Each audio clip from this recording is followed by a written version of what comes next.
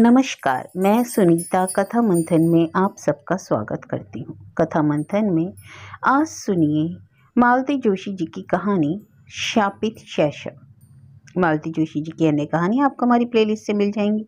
Link आपको आई button में मिल जाएगा। दरवाजे की घंटी इतनी जोर से बजी कि क्षण भर को हम सभी सहम गए। मैं समझ गई कि पारुल आई है और खूब भरी हुई आई है। दरवाजा खुलते ही वह घर में दाखिल हुई, पर रोज की तरह दन दनाती हुई अपने कमरे में गुम नहीं हुई।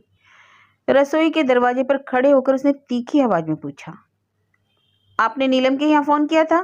हाँ किया था। और सोनल के यहाँ भी? मैंने हाँ में सिर हिला दिया। क्यों? अब इस क्यों का कोई क्या जवाब दे। इस तरह शहर भर में मुनादी करवाने की क्या जरूरत थी? अब इस सिरफरी लड़की को कोई कैसे समझाए कि लड़की रात के 10-11 बजे तक घर नहीं लौटती तो घबराहट तो होती ही है। फिर उसकी मेज पर यहाँ वहाँ लिखे नंबरों को घुमाना भी पड़ता है। दरअसल तुम्हारे पापा यहाँ। उससे कोई फर्क नहीं पड़ता, उसने कड़कती आवाज में कहा। पापा घर पर रहें या न रहें, मेरे लिए शहर भर के फोन खड़खड़ाने की कोई जरूरत नहीं है। You have no right and I hate it. आइंदा ख्याल रखें, उसने निर्णायक स्वर में कहा और पैर पटकती हुई अपने कमरे में गुम हो गई। गुस्से से, अपमान से मेरा पूरा शरीर कांप रहा था, पर मैंने बड़ी मुश्किल से अपने को जब्त किया। मुझे मालूम था कि लक्ष्मी रामधन बड़ी उत्सुकता से यह सारा प्रसंग देख रहे हैं।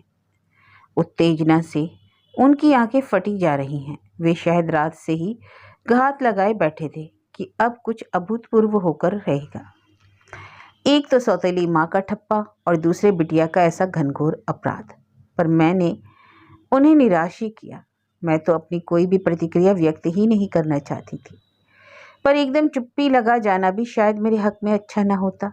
वे लोग इसे कमजोरी ही समझते, इसलिए बेजारी की मुद्रा बनाकर मैंने कहा, घर में कोई बड़ा बूढ़ा ना रहे तो ऐसा ही होता है। बच्चों को ना बोलने की तमीज आती है और ना रहने का ढंग। अरे बड़ी बूढ़ी थी तो उनकी कौन सुनवाई होती? रामधन बोला। अम्मा जी बेचारी खुद ही डरी डरी सी रहती। आया ने मार लड़ियाकर मुड़ पे बिठा लिया था। कुछ कसर थी तो बोर्डिंग में पूरी हो गई। चलो तुम सब्जी छौंको और कुछ नाश्ता पानी चाहिए हो तो पूछ लो। इन बातों का तो कोई अंत ही नहीं, मैंने सभा का समापन करते हुए कहा और अपने कमरे में चली आई। सारा दिन मेरी आंखों के सामने उसका वह तमतमाया चेहरा घूमता रहा। कैसा तो सुंदर रूप पाया है, पर गुस्से में कितना विकृत हो जाता है। इस लड़की से कैसे पार पाया जाएगा? एक सुव्यवस्थित भविष्य के लालच में मैंने यह कैसा अनचाहा बोझ उठा लिया। नहीं, अनचाहा कहना तो गलत होगा। उस समय तो कितनी ललक थी, कितना उत्साह था। पर अब डॉक्टर कुमार ने कोई बात नहीं छिपाई थी, पहले से आगाह कर दिया था। रजनी जी, मेरे घर में आपको कोई कष्ट नहीं होगा, कोई असुविधा नहीं होगी, इसका मुझे विश्वास है। ईश्वर की कृपा से सुख सुविधा का सारा सामान घर में मौजूद है। पर हाँ, घर में मेरी एक बिटिया भी है जो अपने में ही एक समस्या है। बोलती है तो पत्थर मारती है। अब तक तो हॉस्टल में थी, इसलिए आचार व्यवहार का कोई ढंग मैं उसे सिखा नहीं पाया हूँ। हाई स्कूल करने के बाद अब मैं उसे घर पर ले आया हूँ। सोचा था कल को उसे शादी करके फिर दूर जाना ही है। कुछ दिन तो बाप के पास रहे, कुछ तो मन के तार जुड़े, पर बड़ा मुश्किल लग रहा है। बल्कि अब तो मैं इस चिंता में घुल रहा हूँ कि इस उज्जट को ब्याहेगा कौन। अगर कोई माई का लाल दहेज के लालच में ले भी गया तो 4 दिन बाद ही मेरे दरवाजे पर छोड़ जाएगा।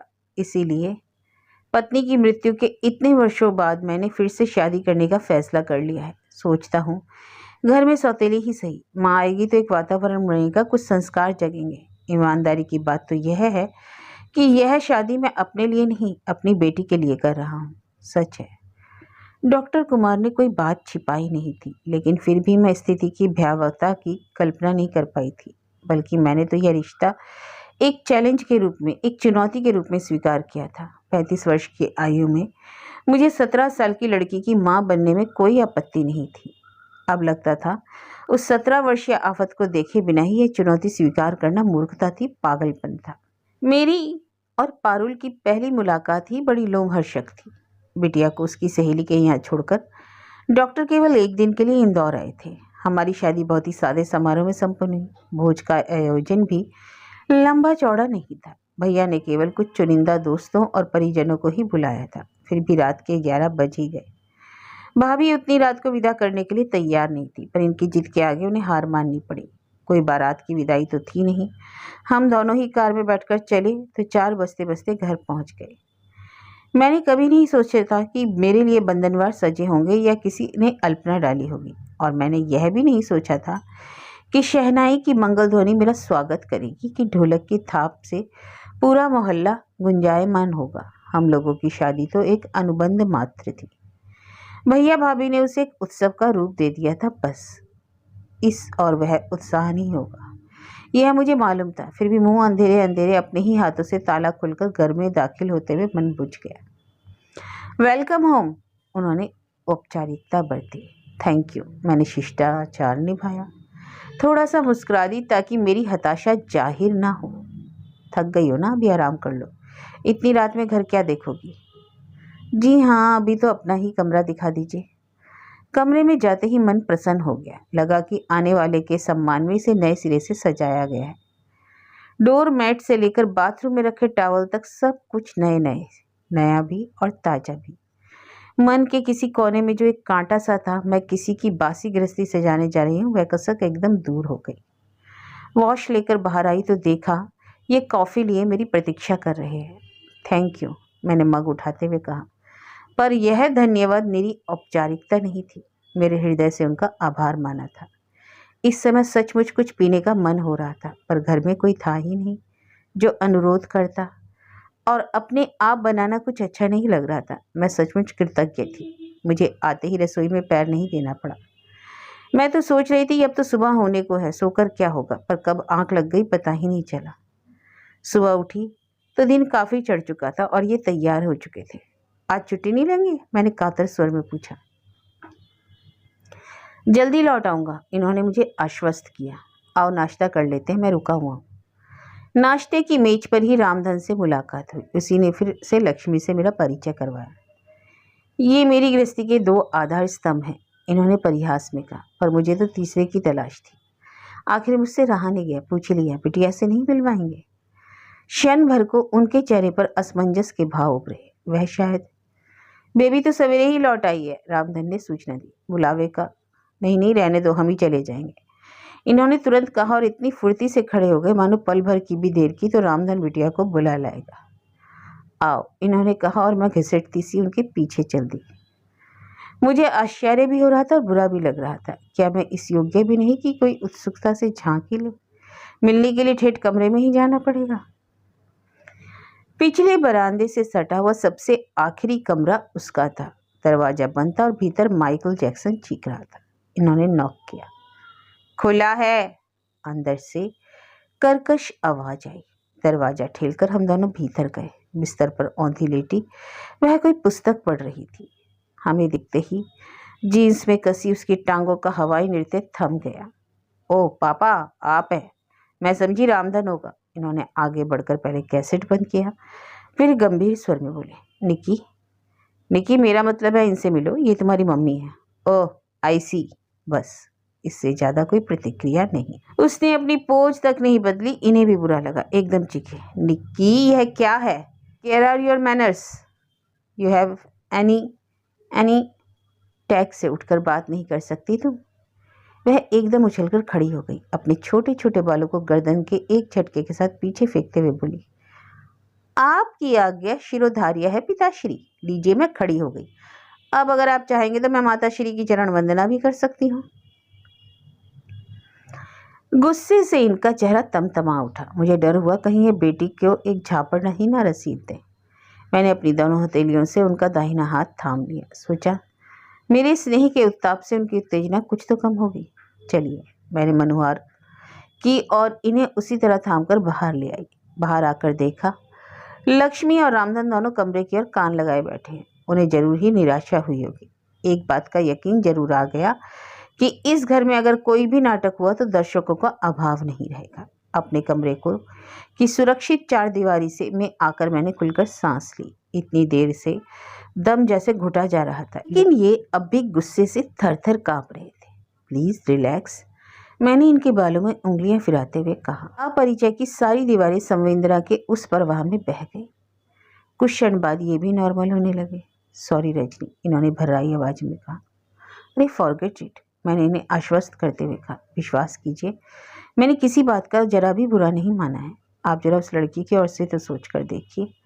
आप एक अनजान औरत को एकदम उसके सामने ले जाकर खड़ा कर देते हैं और कहते हैं यह तुम्हारी माँ है। बताइए, और आप उससे अपेक्षा करते हैं कि वह तमीज से पेश आए, उसकी प्रतिक्रिया एकदम नॉर्मल हो। How can it be possible? देखिए, बच्चे के मन में माँ की एक तस्वीर होती है। वह हर किसी को माँ के रूप में स्वीकार नहीं कर सकता। लेकिन निक्की को तो अपनी माँ भी याद नहीं। कुल जमा 2 साल की तो थी वह। उससे क्या फर्क पड़ता है? उसने माँ के चित्र तो देखे होंगे, उसी के सहारे उसकी कल्पना में एक तस्वीर बनाई होगी। क्या पता वह मन ही मन उस तस्वीर को पूजती होगी। आप उससे यह आशा तो नहीं कर सकते कि वह मुझे देखते ही अपनी सारी श्रद्धा, सारा आदर मुझे दे दे। इसमें समय लगता है, बल्कि मेरा मन तो यह आग्रह भी नहीं करता कि वह मुझे मम्मी ही कहे। उसके अंतर मन से जो संबोधन निकलेगा मुझे वही स्वीकार्य होगा। सुनिए, मैंने अनुनय भरे स्वर में कहा, आज हमारी शादी का पहला दिन है। क्या मैं आपसे कुछ मांग सकती हूँ? इन्होंने प्रश्नार्थक नज़रों से मुझे देखा। आप निक्की को मेरे सामने या मेरे लिए डांटेंगे नहीं। वह मेरे साथ कैसे भी पेश आए, आप कुछ नहीं कहेंगे। यह मेरी लड़ाई है, इसे मैं अकेले ही लड़ना चाहती हूँ। आप बीच में पड़ेंगे तो मैं यह बाजी निश्चित ही हार जाऊंगी, इसलिए प्लीज़, एज यू प्लीज़। बड़ी देर बाद इन्होंने कहा और उठकर ड्यूटी पर चले गए। कितनी दिलेरी से मैंने यह चुनौती स्वीकार की थी, किस बहादुरी से ऐलान किया था कि यह मेरी लड़ाई है, इसे मैं अकेले ही लड़ूंगी। पर अब लग रहा है कि यह बड़बोलापन मुझे महंगा पड़ रहा है। यह जंग जीतना उतना आसान नहीं है। यह लड़की तो मुझे परछाई भी नहीं छूने देती। इस उठापटक में उसके पिता भी दूर छिटकने लगे। मैंने एक संकल्प लिया था, घर का वातावरण जब तक सहज और सामान्य नहीं हो जाता तब तक हम ना तो किसी रिश्तेदार को आमंत्रित करेंगे, न स्वयं कहीं जाएंगे, और जब भी जाना होगा तो तीनों साथ जाएंगे। रिश्तेदारों का तो वैसे भी कोई खतरा नहीं था। माँ जी की मृत्यु के बाद मेहमानों का सिलसिला वैसे ही थम गया। खाली घर में दीवारों से सिर फोड़ने कौन आता? इन्हें भी किसी के यहाँ जाने का या बुलाने का चाव नहीं रह गया, पर कहीं बाहर जाने के लिए वे अकुला उठे। घर में हमेशा एक अव्यक्त तनाव बना रहता, जिससे इनका मन घर से भागने का होता था। यूं तो बिटिया रानी हमारी किसी बात पे दखल नहीं देती थी, पर उसकी यह उपेक्षा ही मन पर बोझ बन जाती थी। पर कहीं जाना भी तो आसान नहीं था। हम लोग कहीं पिक्चर या पार्टी में भी जाते तो मेरा मन अपराध बोध से ग्रस्त हो जाता। शहर से दूर जाने का तो सवाल ही नहीं उठता। निक्की को क्या हर बार सहेली के यहाँ भेजा जा सकता था? उसे ही यह क्या अच्छा लगता?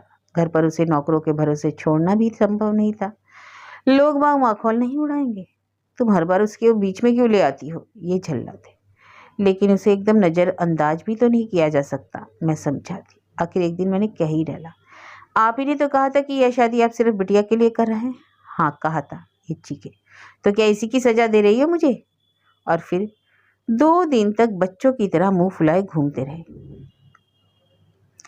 इन्हें इस तरह नाराज करके जिसे मनाने का मैं प्रयत्न कर रही थी, वह तो मुझे जरा भी लिफ्ट नहीं दे रही थी। मेरा हर प्रयास वह विफल कर रही थी। गृह प्रवेश के दूसरे दिन तड़के मेरी आंख खुल गई। श्रीमान जी गहरी नींद में सो रहे थे। सोचा अपने लिए फर्स्ट क्लास चाय बना ली जाए। कल का पूरा दिन तो मानसिक ऊहापोह में और औपचारिकताओं में बीत गया। एक बार भी चाय का मजा नहीं आया। रसोई में जाते हुए देखा निक्की के कमरे की लाइट जल रही है। सोचा दोस्ती के लिए अच्छा मौका है। उसके पिताजी भी साथ में नहीं। फट 2 कप चाय बनाई और दरवाजे पर हल्के से नॉक किया। निक्की। दरवाजा इस तेजी के साथ खुला कि मैं सहम कर 2 कदम पीछे ही हट गई। फिर संभलते हुए मैंने कहा, मैंने तुम्हें डिस्टर्ब तो नहीं किया? तुम्हारे कमरे में रोशनी देखी, सोचा कि सुबह की चाय निक्की के साथ ही पी जाए। मेरा नाम पारुल है। पापा श्री ने शायद आपको बताया नहीं। Oh sorry. अपमान के उस घूंट को किसी तरह पीते हुए मैंने कहा, अच्छा बताओ नाश्ते में क्या लोगी? आज तुम्हारी पसंद का ही नाश्ता बनाते हैं। मेरी चिंता रहने दे, उसने कप हाथ में लेते हुए कहा। मेरा नाश्ता रामधन बना देगा। आप तो जिनकी सेवा के लिए आई हैं उन्हीं का ख्याल रखें, मेहरबानी होगी। मन हुआ कह तू पगली, मैं तो तेरे लिए ही इस घर में आई। तेरे पापा मुझे तेरे लिए ही ब्याह कर लाए। पर वह जिस तरह काट खाने को दौड़ रही थी, वहाँ ऐसी कोमल अनुभूतियों के लिए गुंजाइश ही कहाँ थी। इसके बाद मैंने उसे जब भी पुकारा या जब भी उसका उल्लेख हुआ, पारुल कहकर ही किया। इन्होंने 1-2 बार कहा भी, अरे मैं तो भूल ही चला था कि इसका नाम पारुल है। इसलिए तो मैंने ठान लिया है कि इसका असली नाम ही चलाऊंगी। कितना प्यारा नाम है। आपकी देखा देखी सब उसे निक्की निक्की कहते चले जाते हैं। कोई बच्ची है वो? चाय वाले प्रसंग की करवाहट भूलने में मुझे 2-4 दिन लगे। उसके बाद फिर मैंने कमर कस ली। उसकी अनुपस्थिति में एक दिन मैंने उसके कमरे का मुआयना किया। ठीक वैसा ही था जैसा मैंने सोचा। उसे तरतीब देने की कोशिश में पूरे 3 घंटे खर्च हुए। मैंने पहले तो उसका बिस्तर ठीक किया, पलंग की चादर बदली, फिर खिड़कियों के पर्दे बदले, यहाँ वहाँ बिखरे कपड़े को समेटा, धुले अनधुले कपड़ों को अलग किया, मेज पर फैली किताबें कॉपियों को करीने से जमाया, ड्रेसिंग टेबल का शीशा साफ किया, शीशियों के ढक्कन यथास्थान रखे, स्टूल पर कैसेट्स के ढेर को स्टैंड में फिट किया, बाथरूम में नई साबुनदानियां रखी और गीले तौलिए सूखने के लिए फैलाए। इतना सब करने के बाद लक्ष्मी को झाड़ू लगाने की आज्ञा देकर मैं अपने कमरे में आकर लेट गई। थक तो गई थी पर मन प्रसन्न था। सोचा पारुल भी देखेगी तो उसका जी खुश हो जाएगा। मुंह से चाहे कुछ ना कहे, मनी मन एहसान तो होगा कि माँ भी कोई चीज़ है। और ठीक 4 बजे उसकी लूना गेट के अंदर दाखिल हुई। मैं उठकर बैठ गई। पता नहीं किस अव्यक्त अनुभूति से मेरा हृदय धड़कने लगा। रोज की तरह वह सीधे अपने कमरे में गई और दूसरे क्षण मेरे सामने थी। धन्यवाद, उसने कहा, पर उसकी आंखें और उसका स्वर धन्यवाद का समर्थन नहीं कर रहे थे। आपने मेरे कबाड़ खाने को कमरे की शक्ल देने की कोशिश की, इसके लिए आभारी हूँ, पर भविष्य में यह कृपा दृष्टि ना कीजिएगा, मुझे अच्छा नहीं लगता। और वह उल्टे पांव कमरे में लौट गई। शोक और अपमान से सुलगती हुई पता नहीं मैं कब तक वहीं बैठी रही। अपमान की यह आवृत्ति तो पता नहीं कितनी बार हो चुकी है। उस दिन घर में कथा थी। रामधन का ही आग्रह था कि शादी के उपलक्ष्य में कुछ ना कुछ तो नहीं तो एक कथा ही हो जाए। उसने खुद बोल रखा था कि साहब का घर बस जाएगा तो कथा करवाऊंगा। उसके संकल्प का मान तो रखना ही था। बड़े उत्साह से मैंने सारी तैयारी की। इस घर में हालांकि कोई वातावरण नहीं था, पर माँ के यहाँ तो नित्य पूजा पाठ की परंपरा थी।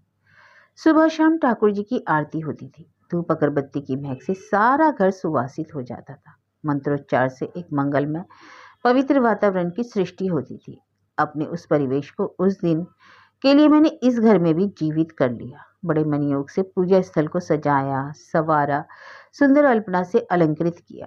माँ जी की अलमारी से पूजा के सारे उपकरण निकालकर उन्हें चमकाया। बड़े उत्साह से प्रसाद बनाया।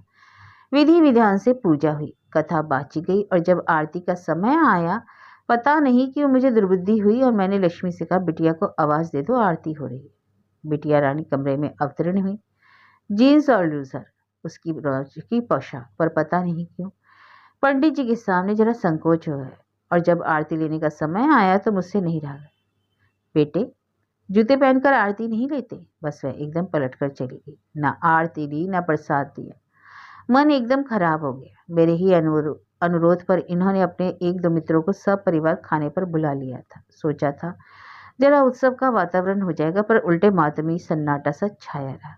अजीब सा आलम था। मैं उस पर अपना पूरा स्नेह उड़ेल देने को बेचैन थी। अपनी ममता का आंचल फैलाए बैठी थी, लेकिन वह 16-17 साल की लड़की को गोद में लेकर दुलराया तो भी तो नहीं जा सकता। उससे तो दोस्ती ही की जा सकती है। पर जब जब मैंने दोस्ती का हाथ बढ़ाया, उसने निर्ममता से झटक दिया।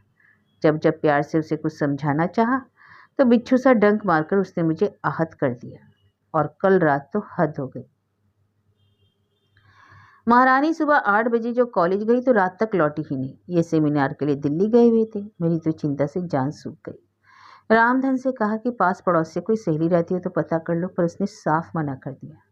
बोला बेबी गुस्साती है। उसने तो फ़ोन करने से भी मना किया था, पर मेरा मन ही नहीं माना और मैंने मेज पर यहाँ वहाँ लिखे नंबरों को घुमा दिया।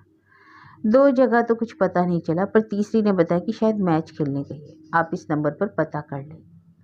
नीलम के यहाँ उसकी मम्मी मिली। उन्होंने बताया कि लड़कियां खेलने गई हैं, लौटने में देर हो सकती है। चिंता की कोई बात नहीं, उनका कोच साथ में है।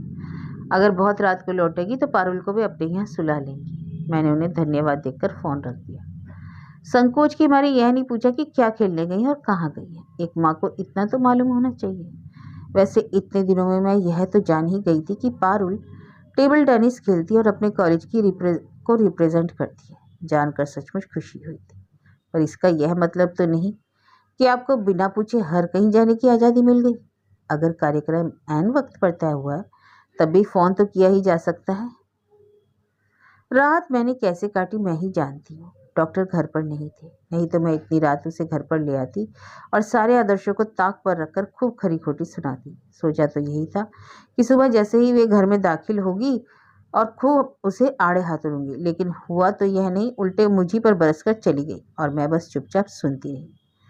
रात को ये दिल्ली से लौटे तो मैंने उन्हें सारा किस्सा सुनाया, पर इन्होंने कोई प्रतिक्रिया व्यक्त नहीं की। उल्टे बड़ी लापरवाह ढंग से बोले, हाँ नीलम के यहाँ रह गई होगी, उसकी बड़ी पक्की सहेली है। मुझे बहुत ताव आया। एक मैं ही बेवकूफ़ हूँ जो रात भर जागती रही, दिन भर सुलगती रही। जिनकी बेटी है उन्हें तो कोई चिंता नहीं, फिर अपने पर ही शर्म हुआ। बेटी क्या सिर्फ उन्हीं की है? मैंने तो डॉक्टर कुमार को उनके पूरे परिवेश के साथ स्वीकार किया, फिर क्या मेरी कोई जिम्मेदारी नहीं? बाप की नज़रें जिन्हें पकड़ नहीं पाती, माँ की नज़रें क्या उन खतरों से गाफिल रह सकती हैं?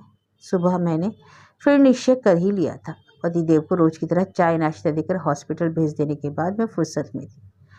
पारुल कॉलेज के लिए तैयार हो रही थी। लक्ष्मी अभी आई नहीं थी। रामधन रसोई में अंडा फेंट रहा था। मैंने एक लंबी लिस्ट और पैसे पकड़ाते हुए से कहा, काका जरा बाजार का चक्कर लगाना होगा, तुम्हारे साहब लंबी चौड़ी फरमाइश कर गए हैं। अरे उनको फरमाइश का मौका तो अब लगा है, अब तक तो जो कच्ची पक्की बन गई सो खा लेते थे। वही तो सोचती हूँ कुछ तो उनकी पसंद का बना लो, अब झटपट सामान लाए। अभी हाल जाता है, बिटिया का नाश्ता बना दे। वह तो मैं बना लूँगी, कहकर मैंने तुरंत गैस जलाकर फ्राइंग पैन चढ़ा दिया। अब अंडे का कटोरा मेरे हवाले करने के सिवा उसके पास कोई चारा नहीं था। बेचारा चुपचाप झोला उठाकर चला गया। अब मैदान साफ था। धावा बोलने का यही सुनहरा मौका था। मच चुके चौहान, मैंने अपने आप से कहा और इष्ट देव का जाप करते हुए दरवाजे पर नॉक किया। खुला है, वह हमेशा की तरह चीखी।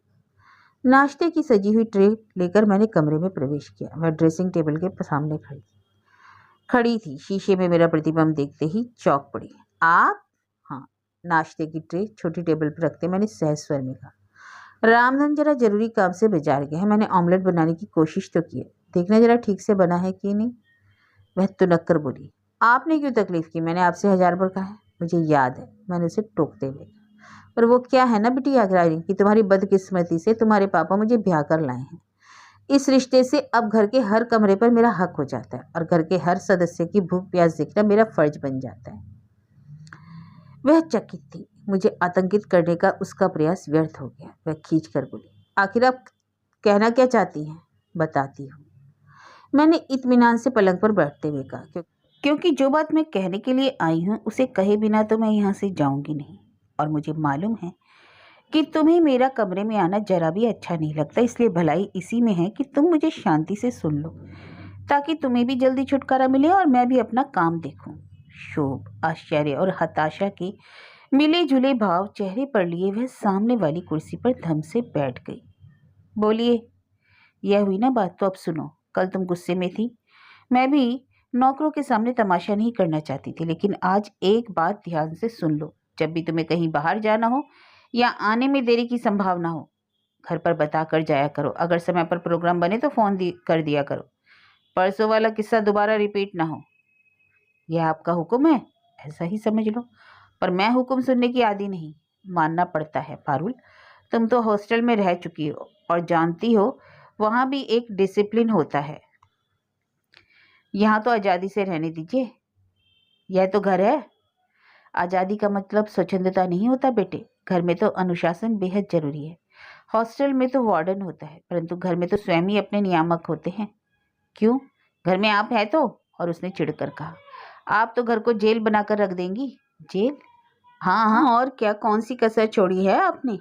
जेल से भागे हुए कैदी की तरह ही तो मेरा पीछा किया जाता है। पता नहीं कितनों को फोन किया था उस रात। इससे तो अच्छा था पुलिस में रिपोर्ट दर्ज करा देती। उफ, मुझे तो अपनी फ्रेंड्स के सामने आंखें उठाते शर्म आ रही थी। और कहते कहते सचमुच में रुआसी हो गई। कमाल है पारुल, तुम्हें इसलिए शर्म आ रही है कि हमने तुम्हारी खोज खबर ली, तुम्हारा पता ठिकाना जानने की कोशिश की। अगर हम तुम्हारी ओर से लापरवाह होकर बैठ जाते तो तुम्हें अच्छा लगता? इससे क्या तुम्हारी इज्जत बढ़ जाती? नहीं बेटे, इस तरह इज्जत नहीं बढ़ती, घटती है। शर्म की बात यह नहीं है कि घर पर किसी को तुम्हारी फिक्र नहीं है। शर्म की बात तो तब होती जब तुम दिन भर गायब रहती और कोई तुम्हें तलाश न करता। तुम इतनी फालतू नहीं हो पारुल, तुम इस घर की लाडली बिटिया हो। अच्छा खैर, अब नाश्ता कर लो। उस दिन नाश्ता अनछुआ ही रह गया। लक्ष्मी ने ट्रे मेरे सामने रखकर बड़ी अर्थपूर्ण दृष्टि से मुझे देखा। मैंने कोई लिफ्ट नहीं दी और लापरवाही से कहा, आज मैंने बनाया था ना, अच्छा नहीं बना होगा, कोई बात नहीं, कैंटीन में खा लेगी, वहाँ तो सब चीज़ें मिलती हैं। आलोचना का इतना अच्छा मौका हाथ से निकल जाने पर लक्ष्मी उदास हो गई। फिर बड़ी देर तक रामधन के साथ खुसुर फुसुर होती रही। शायद रामधन ने बताया भी हो कि आज बहू जी ने जबरदस्ती अपने हाथ का नाश्ता खिलाना चाहा था, तभी बेबी भूखी चली गई। खैर, जो भी हो, 4-5 दिन तक वह यूं ही अनमनी बनी रही, खाना भी ऐसा वैसा ही खाती रही। रामधन मनोहार भी करता रहा। मैंने ना ध्यान दिया, ना मनाने की कोशिश की। मैं वह सीमा पार कर चुकी थी, अब पहल उसे करनी थी। मैं तो केवल प्रतीक्षा कर रही थी, एकदम तटस्थ भाव से। पर मेरी यह तटस्थता कितनी सतही थी, इसका शीघ्र ही पता चल गया। उस दिन सुबह से ही रिमझिम शुरू हो गई थी। जाते समय पारुल रेनकोट के लिए गेट से लौट कर आई थी, यह मैंने देखा था। ये जब लंच के लिए आए, पानी तब भी बरस रहा था, पर हल्का था। हम लोग खाना खाकर लेटे ही थे कि बारिश तेज हो गई। 3 बजे तक तो उसने घनघोर रूप भी धारण कर लिया। देखिए तो कैसा धुआंधार बरस रहा है। सावन का महीना ना, अब भी नहीं बरसेगा क्या? मुझे तो पारुल की चिंता हो रही है। कॉलेज भी तो हमारा शहर के दूसरे छोर पर है। रेनकोट लेकर गई है ना? ओफो, ये पानी तो देखिए, ये क्या रेनकोट के बस का है? जिस पर वह लूना से गई है, पूरी भीग जाएगी। अरे तो घर आकर कपड़े बदल लेगी। आप तो कमाल करते हैं। तो मुझे क्या करने को कहती हो? उसे जाकर ला नहीं सकते? जरूर ला सकता हूँ, पर जानती हो ना वह लड़की कैसी तूफान है। मैं चला भी जाऊं तो क्या वह मेरे साथ आएगी? और लोगों के सामने मेरा तमाशा बन जाएगा। और देखो, कहीं फोन मत करना, उस दिन जैसा नाटक हो जाएगा। तो क्या हाथ पर हाथ धरे बैठे रहें? मैंने चिढ़कर कहा। कैसे बाप हैं आप? पानी बरस रहा है, कोई प्रलय नहीं आया जो तुम इतना परेशान हो रही हो। उसकी बहुत सी सहेलियां वहीं आसपास रहती हैं, थोड़ी देर के लिए कहीं भी रुक जाएगी। Now relax. किसी के रिलैक्स कह देने से क्या होता है? मेरी चिंता तो वैसे ही बनी रही। पता नहीं कितनी बार तो मैंने दरवाजे के चक्कर लगाए होंगे, पता नहीं कितनी बार तो कहा होगा, लड़की पता नहीं कहाँ रह गई। शाम को पानी का जोर थोड़ा कम हुआ, पर लड़की का कहीं पता नहीं था। मेरी व्यग्रता और बढ़ गई। सोच लिया कि अगर 7 बजे तक नहीं लौटी तो उसके पिता को गाड़ी निकालनी ही होगी। मैं घड़ी की सुइयों पर ही नजर गड़ाई थी कि रामधन की आवाज सुनाई दी। बहू जी, बेबी आ गई। मैं दौड़कर दरवाजे पर पहुंची। देखा लथपथ चली आ रही है, साथ में 2 मूर्तियां और हैं। लीजिए साहब, संभालिए अपनी अमानत। अरे ऐसा तूफान मचाया, बस बरसते पानी में आना पड़ा। पागल, मैंने पारुल को हल्की सी चपत लगाते हुए कहा। अपने साथ आंटी को भी गीला कर दिया। फोन कर देती, पापा खुद जाकर लिवा लाते। उसने मुझसे नहीं कहा था बहन जी, वह तो अकेली ही आ रही थी। पर बताइए, जवान जहान लड़की को ऑटो में अकेली कैसे भेज देते? जमाना इतना खराब चल रहा है, लड़कियों को तो कुछ कहो तो बुरा लगता है। पर आप ही बताइए। अच्छा, आप भीतर तो आइए, ऑटो खड़ा है, उसे मैं विदा कर देती हूँ, ये आपको छोड़ाएंगे। पारुल, तुम जाकर झटपट कपड़े बदलो, नहीं तो बीमार पड़ जाओगी। भीतर जाकर मैंने रामधन को अदरक वाली चाय बनाने को आदेश दिया। लक्ष्मी के साथ हाथ ऑटो के पैसे भिजवाए, इन्हें तैयार रहने की सूचना दी, फिर 2 तौलिए लेकर बाहर आ गई। तब तक माँ बेटी ड्राइंग रूम में आ चुकी थी। मुझे लगा कि आगंतुक महिला भीतर आने को उत्सुक थी, तभी तो जरा से अनुरोध पर मान गई। डॉक्टर साहब शायद घर पर ही हैं? उन्होंने पूछा। जी हाँ, रोज तो 6 बजे निकल जाते हैं। आज पारुल की वजह से रुक गए, उसे लेने ही जा रहे थे, पर पता नहीं था ना कि कहाँ पर है। सब की सब हमारे घर पर इकट्ठा हो गई थी। मैंने भी वीसीआर लगा दिया, वही मैंने प्यार किया। पता नहीं कितनी बार देखती हैं ये लोग, पर आज तो पिक्चर आधी भी नहीं हुई और सबकी सब खड़ी हो गई। पारुल तो एकदम सड़क पर चलती। बड़ी मुश्किल से मैंने उसे रोका और साथ ले आई। बहुत डरती है आपसे? जी नहीं जी, डर तो होना ही चाहिए, चोट माँ की हो या बाप की। लड़कियों को थोड़ी तो दहशत होनी चाहिए। दरअसल चिंता हो जाती है, मैंने मिमियाते हुए कहा। एक बार पता रहे कि कहाँ है, फिर कोई बात नहीं। यही तो मैं इनसे कह रही थी कि घर में माँ होने से बहुत फर्क पड़ता है, भले ही वह। मम्मी, उनके सौतेली कहने से पहले लड़की ने डपट दिया। मम्मी, तुम्हें कुछ मालूम तो है नहीं, बस बोलती चली जा रही हो। डर वर की बात नहीं, दरअसल उसकी गीतांजलि और शाहीन में झड़प हो गई थी, इसलिए वह पिक्चर छोड़कर चल पड़ी थी। अरे, मुझे तो पता ही नहीं चला क्या हुआ था। मम्मी की आंखें उत्सुकता से फैल गई। बिटिया ने हताश होकर मेरी ओर देखा, फिर संक्षेप में बताया। अरे वो गीता और शाहीन है ना, बहुत नाटक करती हैं। खुद ही पिक्चर लगाने को कहा और खुद ही बीच में उठकर खड़ी हो गई। बोली कि देर हो रही है, घर जाएंगी। पारुल ने कहा, ऐसी भी क्या जल्दी है, थोड़ी देर बाद चलते हैं, घर तो सभी को जाना है। तो दोनों कहती क्या है, तुम्हारी बात अलग है, तुम तो फ्री बर्ड हो, घर पर कोई कहने सुनने वाला नहीं, लेकिन हमारी अम्मा लोग तो हमारी जान ले लेंगी। बस पारुल को ताव आ गया। अच्छा हुआ कि उसी समय चाय आ गई, पर प्रस्तुत घटना पर टिप्पणी करने से बच गई। चाय पीते ही बिटिया उठ खड़ी हुई। तो मजबूरन माँ को भी उठना पड़ा। मैंने इन्हें आवाज़ दी, तब तक पारुल भी कपड़े बदल कर आ गई थी। पानी अभी थमा नहीं था, इसलिए हम दोनों ने मेहमानों को दरवाजे से ही विदा किया। गाड़ी गेट से बाहर निकल गई। हम लोग भीतर आए। देखा पारुल के बालों से पानी टपक रहा था। मन हुआ उसके कंधे पर टॉवल खींचकर उसका सिर अच्छे से पोंछ दूं, पर हिम्मत ही नहीं पड़ी। मुझे खुद विश्वास नहीं हो रहा था कि अभी थोड़ी देर पहले मैंने हल्की सी चपत लगाई थी। शायद वह मेरे अतिशय व्यग्रता का परिणाम था। बाल ठीक से सुखा लो पारुल, नहीं तो जुकाम हो जाएगा। अपना ड्रायर भिजवा दूं क्या? वह सिर्फ मुझे देखती रही। अच्छा पहले गर्मा गर्म चाय तो पी लो, काका ने अदरक डालकर बढ़िया चाय बनाई है। चाय मैं कमरे में पी लूंगी, उसने मेरे हाथ से कप लेते हुए कहा। फिर जाते हुए दरवाजे पर ठिठक कर बोली, थैंक यू मम्मी। मैं खुश थी और चकित भी। रात को इच्छा हुई कि यह सुसंवाद इन्हें भी संवाद सुना दूं, पर अपने को रोक लिया। क्या पता यह उपलब्धि क्षणिक ही हो। हम खुद समझ नहीं पाते, पर हमारे अवचेतन में एक अदृश्य कंप्यूटर लगा होता है जो अपने आसपास की आवाज़ों को नोट करता रहता है। उसमें जरा भी व्यतिक्रम हो जाए तो मन चौंक उठता है। उस दिन ऐसा ही हुआ। सुबह 10 बजे लूना की चिर परिचित आवाज़ कानों में नहीं पड़ी तो मन बेचैन हो उठा। फिर सोचा मैं भी कैसी बेवकूफ़ हूँ, लूना तो कल घर आई ही नहीं। किचन में जाकर राम धन से कहा, काका बेबी तैयार हो जाए तो ऑटो ले आना, लूना घर पर नहीं है। बेबी तो शायद कॉलेज नहीं जा रही, क्यों तबीयत खराब है क्या? का पता, पड़ी तो है। नाश्ता किया था? हाथ थोड़ा मुड़ा। मैं पलटकर अपने कमरे की ओर चल दी, पर रास्ते में ठिठक गई। मेरा कमरे में जाना उसे पसंद नहीं। झिड़क तो ना देगी, पर बीच रास्ते से लौटोगी तो नौकरों के उपहास का पात्र बनोगी। पारुल, मैंने नॉक नहीं किया। जी कड़ा करके सीधे कमरे में दाखिल हो गई। तुम्हारी तबीयत तो ठीक है ना? आज कॉलेज नहीं गई? इसी से पूछा। मैंने अपने अनधिकार चेष्टा की सफाई देते हुए कहा। मुझे लगा कि अब वह कहेगी नहीं गई तो आपसे मतलब, पर वैसा नहीं हुआ। क्षीण स्वर में बोली, यूं ही नहीं गई, सिर जरा भारी लग रहा था, सोचा आज छुट्टी से। सिर तो भारी होगा, कल कितना भीग गई थी तुम। रात को याद ही नहीं रहा। पापा से एक आध गोली ले लेती तो ठीक रहता। वैसे गोली लेने से भी कोई फर्क नहीं पड़ता, जुकाम तो अपनी मियाद पूरी करके ही पिंड छोड़ता है। हाँ, दवाई लेने से थोड़ा रिलीफ जरूर हो जाता है। और मुझे पता ही नहीं चला बात कहते हुए मैं कब उसके पास पहुंची और सिर पर हाथ फेरने लगी। जब होश आया तो देखा मेरा वह स्पर्श उससे सहा नहीं जा रहा। उसके होंठ कांप रहे थे और उसने दोनों हथेलियों से आंखें ढक रखी थी। बीमारी की दशा में किसी का स्नेहिल स्पर्श क्या कयामत ढाता है, यह मुझे मालूम है। वह दिलेर लड़की मेरे सामने रोएगी नहीं, यह मैं जानती थी। इसलिए मैंने कहा, काका ने बताया तुमने ठीक से नाश्ता नहीं किया। देखो, मैं अब भी फर्स्ट क्लास कॉफ़ी बनाकर लाती हूँ, पीते ही तुम्हारी सुस्ती उड़न छू हो जाएगी। मैंने जानबूझकर किचन में काफ़ी देर लगा दी। उसका सुबह का नाश्ता एक तरह से अनछुआ ही पड़ा था। मैंने साबूदाने के पापड़ और आलू के चिप्स तले, थोड़े से मखाने भी घी में भुने और फिर कॉफ़ी के साथ सारा सरंजाम लेकर उसके कमरे में गई तो बिस्तर खाली था। मेरा अंदाजा सही था। जब वह बाथरूम से निकली तो उसका चेहरा और आंखें दोनों धुले धुले से थे।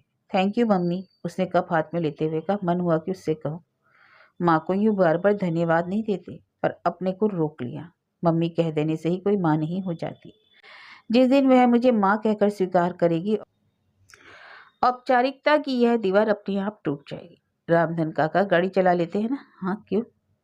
तुम एक चिट्ठी लिखकर दे दो तो वे गाड़ी उठा लाएंगे। वैसे नीलम की मम्मी उन्हें पहचानती तो होंगी ना।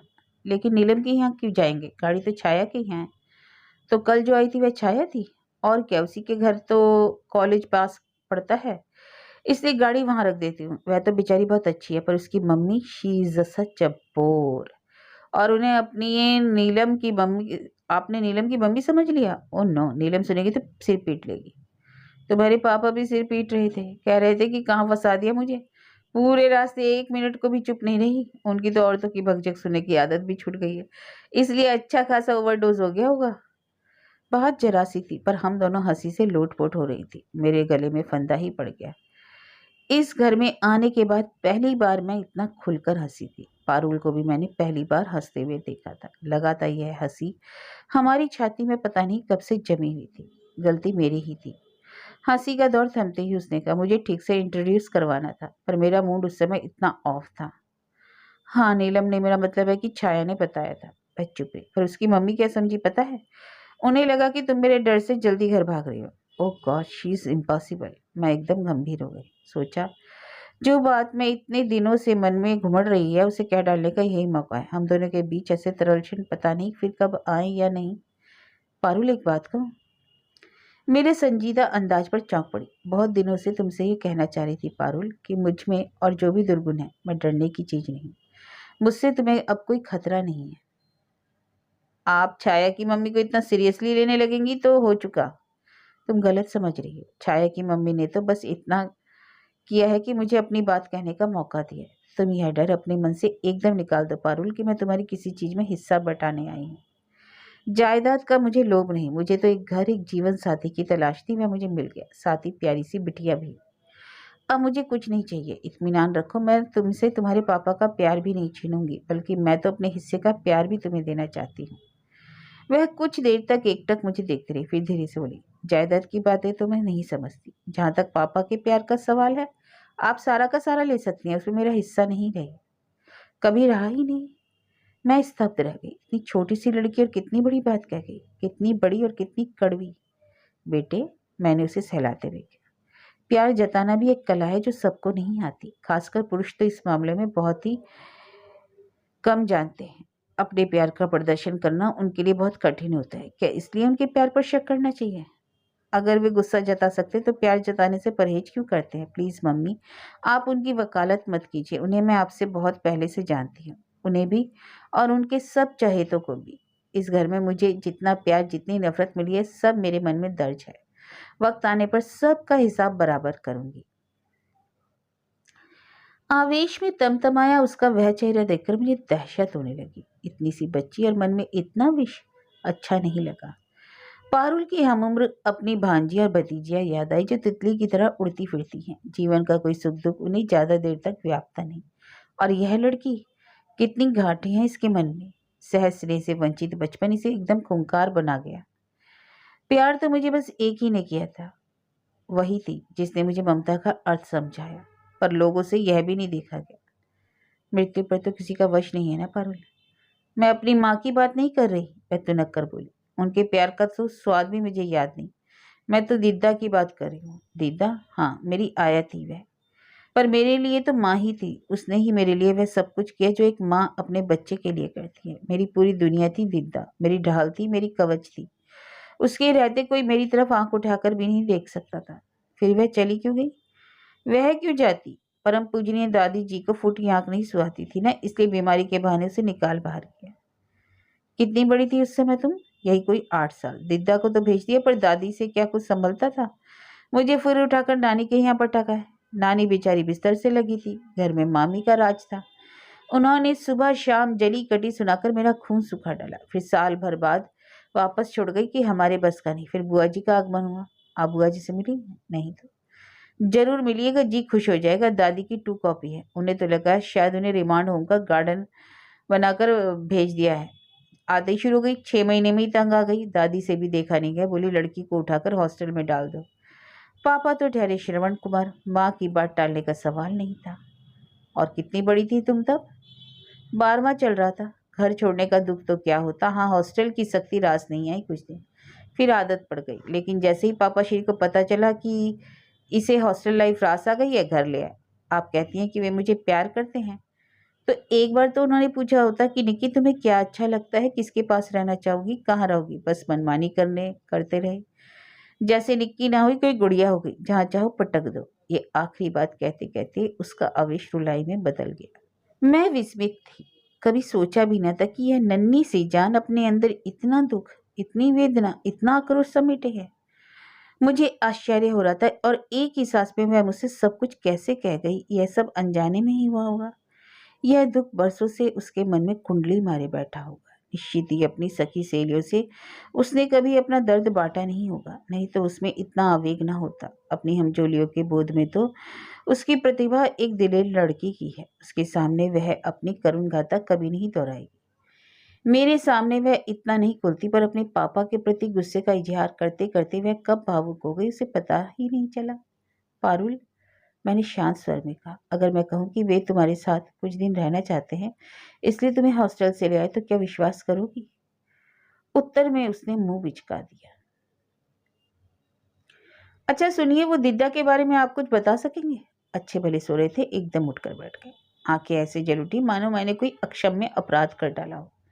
समझ गई, लड़की ने यह तेवर बाप से ही लिए हैं। उसका भी गुस्सा नाक पर ही तो रखा रहता है। क्या जानना चाहती हो उसके बारे में? क्यों जानना चाहती हो? बस यूं ही, जरा सी क्यूरियोसिटी थी।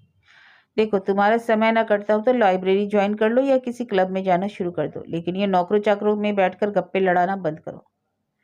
मैं स्तब्ध रह गई। इस तरह भी कोई मुझसे बात कर सकता है? मुझे भी ताव आ गया। डॉक्टर कुमार, याद रहे कि मैं कोई 16-17 साल की बिहावली नहीं हूँ। आपको अपनी डिग्रियों का अंदाजा नहीं है, ठीक है। मेरी सीनियर लेक्चररशिप को आपने नज़रअंदाज कर दिया, ठीक है, पर मेरी उम्र का तो लिहाज कीजिए। क्या इस उम्र में मैं दूसरों के रहन सहन के तौर तरीके सीखने होंगे, अदब कायदे जानने होंगे?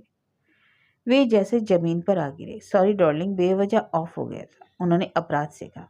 बाद में उन्होंने मुझे क्रोधने की बहुत कोशिश की, पर मैं चुप बनी रही। एक बात उसी समय तय हो गई, पारुल की आया के बारे में अगर कुछ जानना भी हो तो मैं इनसे नहीं पूछूंगी, क्योंकि मैं जानती थी कि ये बेवजह ऑफ नहीं हुए थे।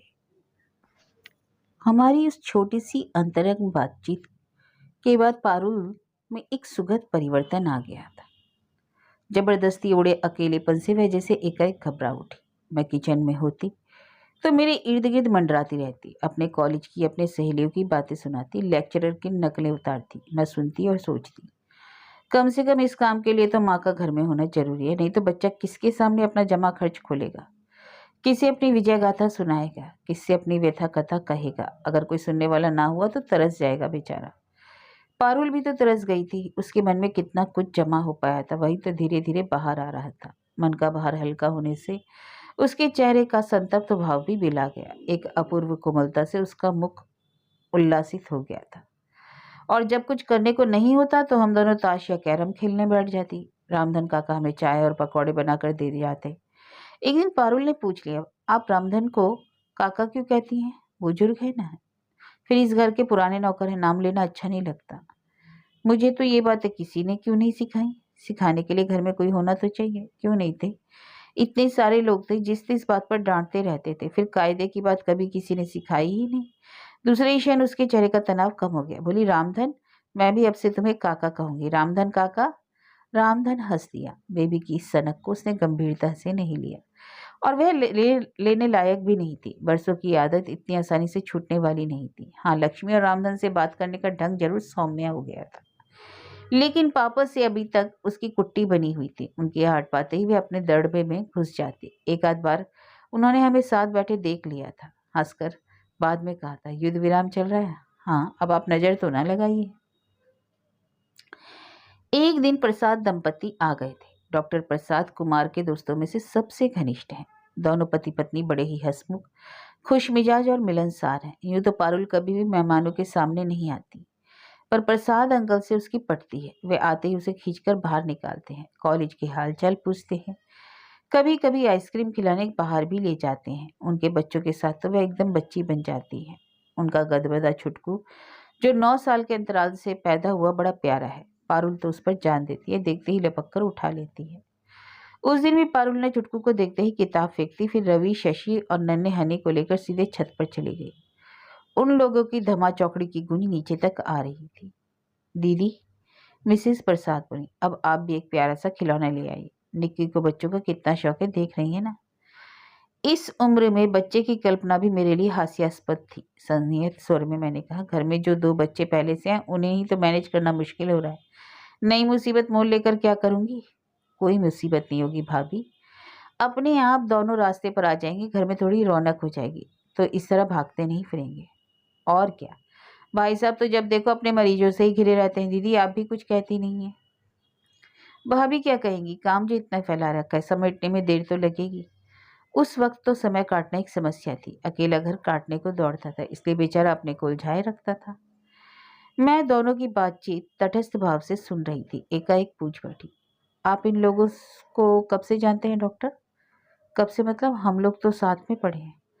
तब तो आपने पारुल की मम्मी को भी देखा होगा। हाँ, मैंने तो देखा है, पर शायद संध्या ने नहीं देखा। क्यों डार्लिंग? हाँ, हम लोगों की शादी में वह नहीं थी। मैं जब पहली बार माता जी से आशीर्वाद लेने आई तो निक्की को देखा था, आया की गोद में चढ़कर घूम रही थी। तब बिन माँ की उस नन्ही सी बच्ची को देखकर बहुत दुख हुआ था। लेकिन वह आया भी एक गजब की थी भाभी, यह समझ लीजिए कि माँ से बढ़कर थी। तो इतनी अच्छी आया को उन्होंने निकाल क्यों दिया?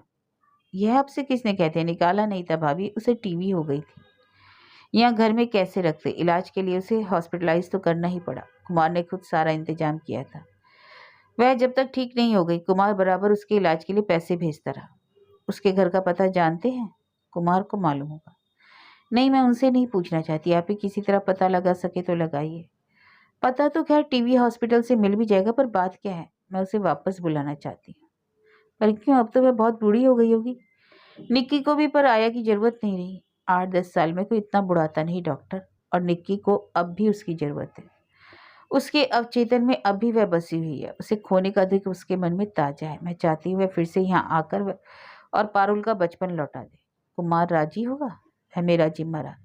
पहले आप पता तो लगाइए। Treat as a urgent case staff priority, समझ रहे हैं ना?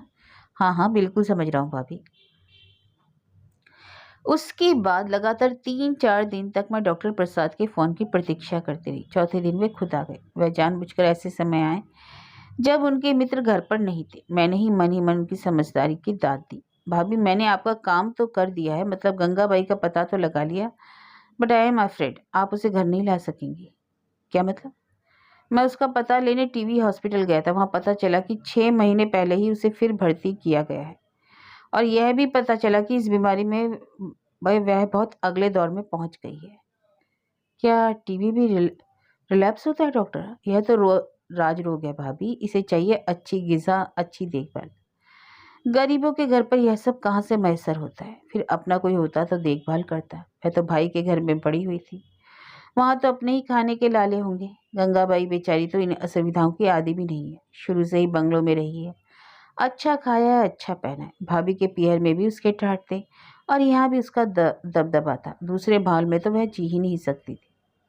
तो क्या वह उनके पीहर से आई थी? हाँ, निक्की की देखभाल के लिए उसे बुलवा लिया था। उन दिनों भाभी बीमार चल रही थी। उनकी मृत्यु के बाद उसके वापस जाने का प्रश्न ही नहीं उठता था। और भाभी, एक बात कहूँ? कहिए। मैंने निराश स्वर में कहा। निक्की और दिद्दा को लेकर मैंने पिछले दिनों कितने कल्पना चित्र बनाए थे। अब सब के सब मुझे मुंह चिढ़ा रहे हैं। भाभी, मुझे लगता है वह बुढ़िया ज़्यादा दिन नहीं खींचेगी। Her days are numbered. अगर निक्की को एक बार उससे मिलवा लाते तो उसका जी खुश हो जाता। आप इत्मीनान न रखिए, मैं ही ले जाऊंगा उसे। डॉक्टर प्रसाद के साथ पारुल को भेजना कोई मुश्किल नहीं था।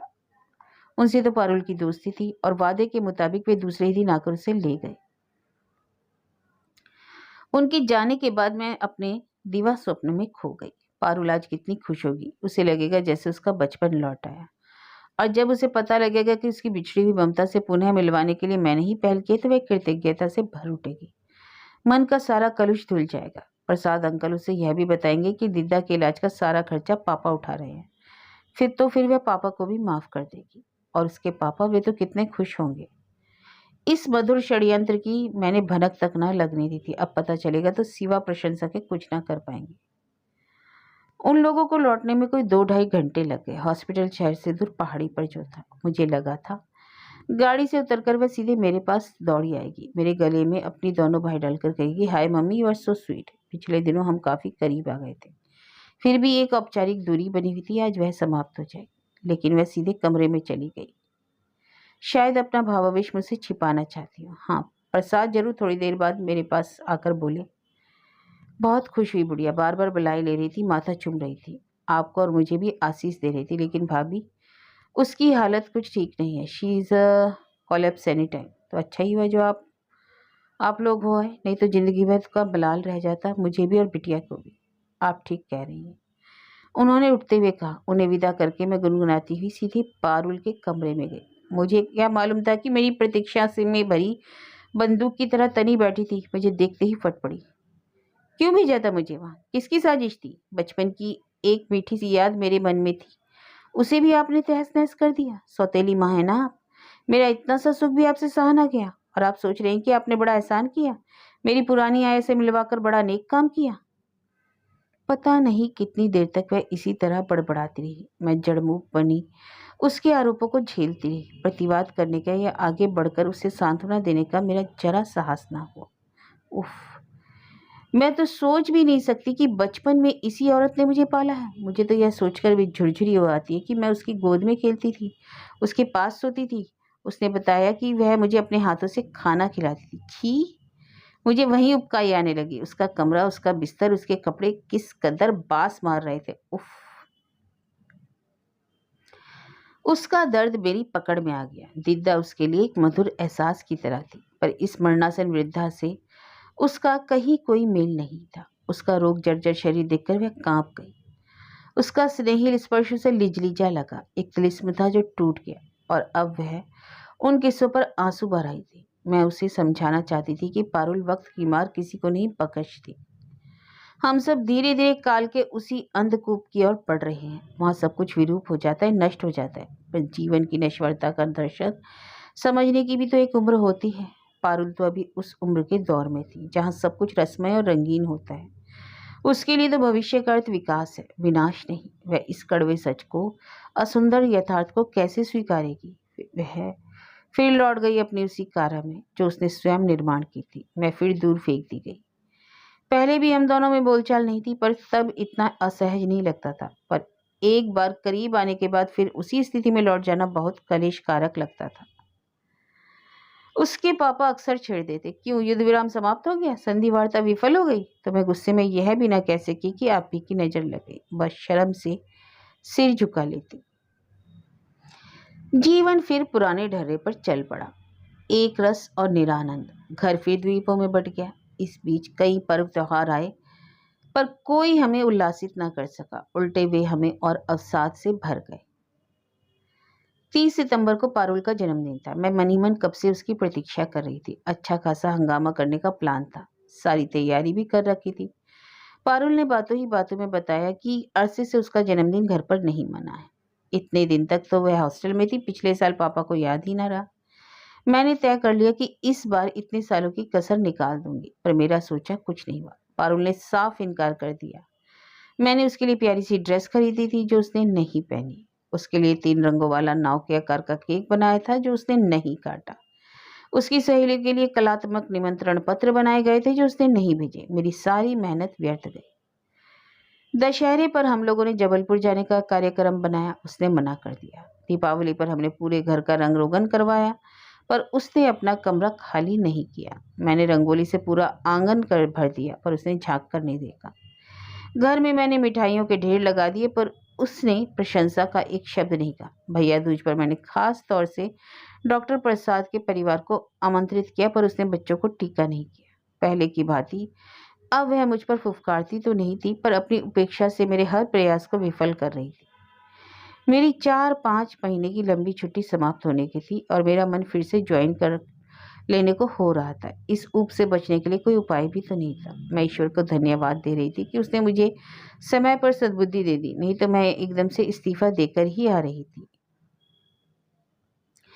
ईश्वर से ज्यादा धन्यवाद तो भैया भाभी को और अपने सहयोगियों को देना चाहिए। उन्हीं लोगों ने मुझे सलाह दी थी कि फिलहाल लंबी छुट्टी ले लो। और देखो, इस उम्र में एडजस्टमेंट बहुत कठिन होता है। नौकरी छोड़ दोगी तो लौटने का भी रास्ता नहीं रहेगा। एक पारुल की बात छोड़ दी जाती तो इस घर में मुझे सुख ही सुख मिला था, पर उस एक दुख ने सारे सुख का स्वाद छीन लिया था। सच, निश्चय और अनिश्चय के बीच झूलती हुई मैं एक दिन सचमुच इंदौर पहुंच जाती कि बीच में ही एक हादसा हो गया। उस दिन मैं रोज की तरह किचन में व्यस्त थी कि ये आए और गंभीर स्वर में बोले, प्रसाद का फोन है तुम्हारे लिए। मैं चौंक पड़ी। मेरे लिए? धड़कते दिल से रिसीवर उठाया। हेलो भाभी, बुरी खबर है। क्या? पूजनीय दिद्या चल बसी। मैं स्तब्ध रह गई। भाभी, कुछ कहिए भी, क्या करना है? अब कहने को रह क्या गया है? मेरा मतलब, should we tell the kid? No, definitely not, she is just a kid, you know. अच्छा, अब आप इनसे बात कीजिए, मेरी कढ़ाई जल रही है। चोंगा इनके हाथ में देकर मैं भागने ही वाली थी कि इन्होंने हाथ पकड़कर रोक लिया। प्रसाद से 2 मिनट बात करके फोन रख दिया और मेरी तरफ मुखातिब हुए। उनकी मुद्रा में समझ गई कि मैं कटघरे में खड़ी हूँ। चलती हुई आंखों से उन्होंने पहला प्रश्न लगा, प्रसाद ने यह खबर पहले तुम्हें क्यों दी? मुझे भी तो दे सकता था। यह बात आप उनसे पूछते ना, ठीक रहता। उससे तो खैर पूछ ही गई, पर यह बताओ, इस औरत की मौत से तुम्हारा क्या वास्ता? ओफो, मेरा क्या वास्ता होगा? मैं बस मुझसे इसलिए पूछ रहे थे कि पारुल को बताना है या नहीं। मैंने कह दिया, कोई जरूरत नहीं। वह जब जिंदा थी पारुल ने देखा ही थी, बस। मैं रात में तो उस बच्ची को भेज नहीं सकती थी ना। पारुल अस्पताल गई थी एक दिन। प्रसाद लिवाले गए। सुझाव किसका था? मेरा था। यही सुनना चाहते हैं ना आप। अब आप यह भी कहेंगे कि यह बात मुझसे क्यों नहीं कही? तो हुजूर, शुरुआत आपसे ही की थी, पर आप तो उस नाम को सुनते ही भड़क गए थे। उस समय आप क्या यह सुनने की स्थिति में थे कि पारुल अपनी आया को भूल नहीं पाई? अब भी वह उसे इतनी ही शिद्दत से याद करती है? क्या आपके पास यह सोचने समझने की फुर्सत थी कि वह अपनी दीदा के लिए कितनी बेचैन है? और आपकी उस फुर्सत का इंतजार मैं नहीं कर सकती थी, क्योंकि उस औरत के पास गिनती के दिन थे। आज मैं खुश हूं कि आपकी नाराजगी का खतरा उठाकर भी मैंने यह पहल की। आपको और कुछ कहना है? क्या कहते बेचारे मुंह लटका कर रह गए। विजय के उन क्षणों में मैंने उन्हें यह नहीं बताया कि मेरी यह उद्दात कोशिश कितनी नाकाम रही। मेरा आत्मविश्वास का ध्रुव कैसे भर भरा कर गिर पड़ा। उस दिन नाश्ता किए बिना ही वे घर से निकल गए। शायद मुझे दंड देने का इससे अच्छा तरीका उन्हें याद नहीं आया। सुबह के गए, रात को लौटे, आते ही सीधे नहाने चले गए। मैं समझ गई कि दिवंगता को श्रद्धांजलि देकर लौटे। अच्छा भी लगा, इतना हक तो उस गरीबनी का बनता ही था। अब मेरे सामने केवल एक समस्या थी। पारुल को बताऊं, या बताऊं भी तो कैसे? वह तो मुझसे रुक भी नहीं मिलाती। इतनी बड़ी बात एकदम मुंह फेर कर तो मारी नहीं जा सकती ना, कुछ माहौल तो बनाना पड़ेगा। और वह इस स्थिति में ये संभव नहीं, और अगर ना बताऊं तो कल को वह इसी बात पर आरोपों की झड़ी लगा देगी और मुझसे और दूर छिटक जाएगी। ट्रिंग ट्रिंग रात के सन्नाटे में फोन की घंटी बजी तो मैं हड़बड़ाकर उठ बैठी।